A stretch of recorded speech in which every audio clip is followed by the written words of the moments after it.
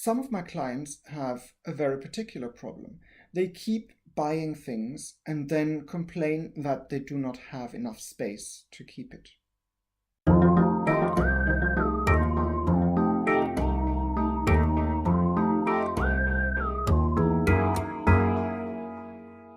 It's a typical problem, and you probably recognize it. You go out, you buy something, you come back home and you realize, oops, I don't really have a place to put this.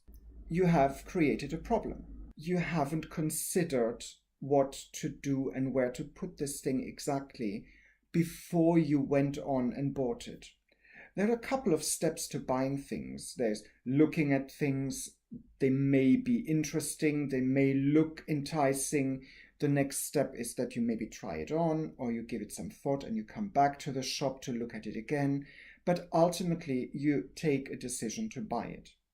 Now, the trick here is to consider that you have to add another step at the end or somewhere in the middle. That is, not just looking at the item you're considering adding to your household, but actually considering where you want to add it to your household. Do you have space for it? Is there maybe a way to make space? And that brings me to the subject of this video. It's the one in, one out thought. If you're living in a small space or in a space that is relatively full, and you have to consider where you put new things, then the one in, one out method is probably for you.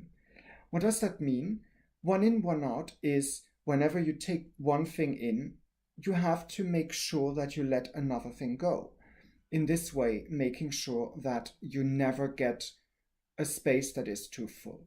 I know it sounds very technical, and there is an easy way around this, and it's called the container method. That works also for people who have a lot of space and want to avoid that it fills up without them realizing it. What's the container method? You have a given space for any type of things. Let's say you've got a bookshelf that is not full, and you say that whenever the bookshelf is full, I cannot have any more books, which leads to the one in, one out situation at one point, because when the bookshelf is full, in order to add another book, you have to take one out. But the container method starts earlier. You actually give yourself an indication how much you can accumulate at a maximum in order to keep the space as clear and empty as you want it to be. Both of those methods can be very helpful, but they involve a certain thought process before you buy. So my tip to you is to add that kind of consideration into the acquiring process. So when you're in the shop, think what you do with the item. Where does it go? Do I need it? And if I take it in, whichever other item can I let go to allow this new item in?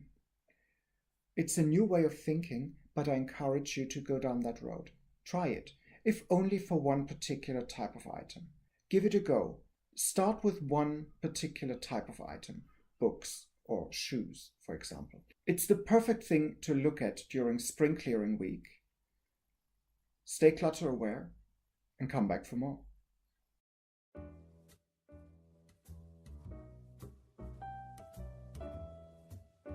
If you want more, there are options. Click the round logo to subscribe to this channel, or select the playlist in the middle to see more content, or check out the links in the description below. Oh, and feel free to like this video.